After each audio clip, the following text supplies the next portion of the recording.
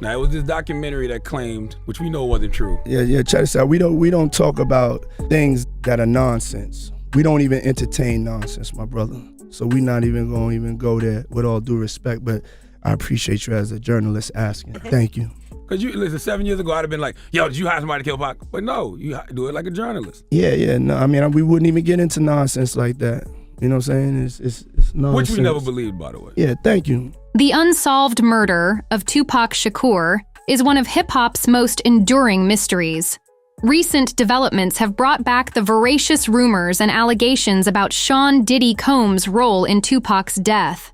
Could the music mogul's past hold the key to Tupac's tragic demise? Let's explore some facts. The 1990s were a golden age for hip-hop, but they were also a time of division, fueled by the infamous East Coast-West Coast rivalry. Over the years, various theories have emerged, with some suggesting that Sean Diddy Combs, a prominent music producer and rapper, may have been involved. Recent statements by Young Noble, a member of Tupac's group, The Outlaws, have reignited this discussion.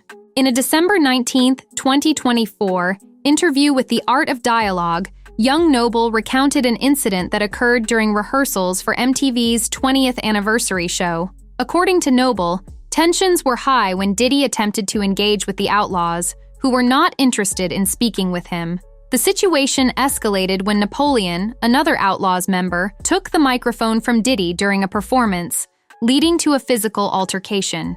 Security intervened, and the Outlaws were escorted out, unable to perform. This confrontation highlights the deep-seated animosity between the two camps following Tupac's death. The rivalry between East Coast and West Coast hip-hop artists during the 1990s was intense, with Tupac and Diddy representing opposing sides.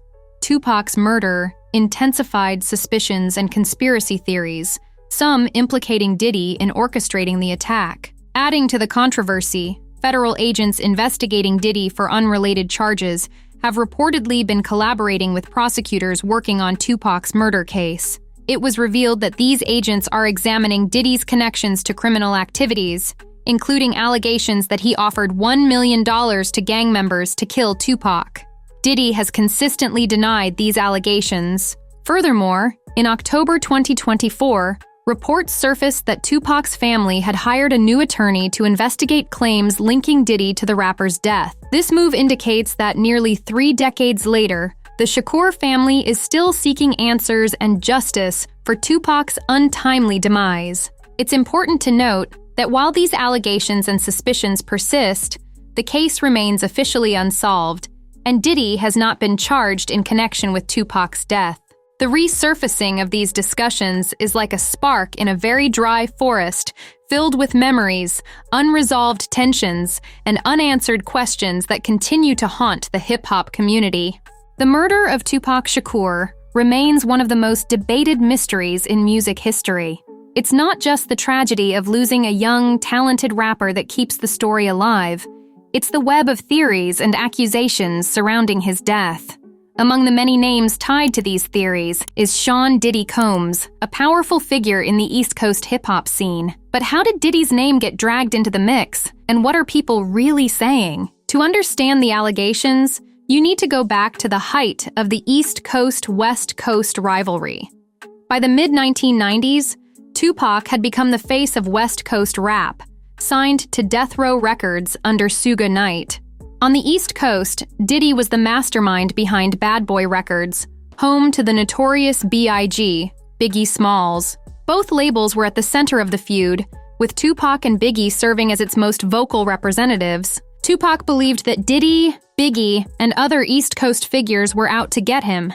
This suspicion wasn't baseless. It stemmed from a 1994 shooting at a New York recording studio. Tupac survived the attack, but was convinced it was a setup orchestrated by people in the East Coast rap scene. He publicly accused Diddy and Biggie of being involved, although they denied it. So, do you think Puffy was involved in the shooting? Only they can answer that question. I have my own opinion, but I wouldn't slander their name like they did mine. I wouldn't say things that I knew, you know what I mean? I believe so. I do believe so. I have proof, things that I can say that will back up my claim, but this is not for the world to know about. You know what I mean? It's between me and him, and only he knows. This marked the start of a personal and professional war that would spiral out of control. In the years since Tupac's death, theories about Diddy's involvement have persisted. Some allege that Diddy may have taken extreme measures to protect Bad Boy Records. One of the most talked about claims comes from former gang members, who allege that Diddy offered money for Tupac and Suge Knight to be killed. While these claims remain unproven, they've kept the spotlight on Diddy as a potential player in the tragic events. However, it's essential to separate fact from speculation. Diddy has consistently denied any involvement in Tupac's murder, and no concrete evidence has ever tied him to the crime. Still, the rivalry between Death Row and Bad Boy created an environment where violence seemed inevitable. Both labels were known for their aggressive tactics, and the animosity between them spilled into the streets. The media also played a role in fanning the flames. Headlines often exaggerated the feud, portraying it as a war between the coasts. This heightened tension among fans and artists, making it hard to distinguish between real threats and entertainment hype. In such a charged atmosphere, even unproven accusations could take on a life of their own. Diddy's name being linked to Tupac's death is a clear depiction of how high the stakes were in the 1990s hip-hop world. With new evidence emerging over the years, the question remains, how close are we to solving the mystery? The claims, while unproven, are a show of intense pressure and paranoia that surrounded the feud. Some former gang members and insiders have alleged that Diddy, feeling threatened by Death Row's growing dominance, may have offered money to orchestrate the murder of Tupac and Suge Knight. In recent years, new evidence has brought fresh attention to Tupac's murder. Investigators have revisited key players and witnesses, some of whom have come forward with new information. For example, Keef D, a former gang member, claimed in interviews that he was in the car when Tupac was shot and even pointed fingers at Suge Knight as a potential orchestrator. While these statements don't directly implicate Diddy, they show how deeply interconnected the hip-hop world was at the time. In October 2024, Tupac Shakur's stepbrother, expressed doubts about Sean Diddy Combs' denial of involvement in Tupac's 1996 murder. During an interview on Piers Morgan Uncensored, Mopreme recalled a 2008 conversation where Diddy denied any connection to Tupac's death. Despite this, Mopreme remains skeptical, citing recent allegations by Keef D, who claims Diddy offered $1 million to have Tupac killed. That Keef D acquired the gun and that Diddy ordered the hit. That is I believe, the belief from your family. That's the theory.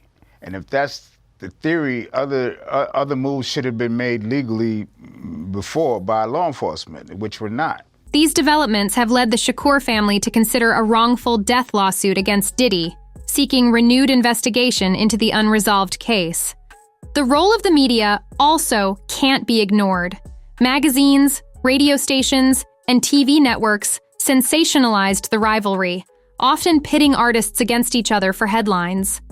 This created a climate where tensions were constantly inflamed. Tupac and Biggie's feud became bigger than the artists themselves, with fans and insiders taking sides. The pressure on figures like Tupac, Biggie, Suge Knight, and Diddy to protect their reputations and their labels was immense. But as more people have come forward over the years, it's clear that the truth about Tupac's murder is complicated. Theories range from gang-related retaliation to industry politics. Some believe it was a combination of both, with the rivalry acting as a spark for deeper conflicts. Diddy's name continues to surface in these discussions, not necessarily as a direct participant, but as someone deeply tied to the events through his leadership of Bad Boy Records. It's also worth noting that the rivalry between Death Row and Bad Boy created a climate of fear and mistrust.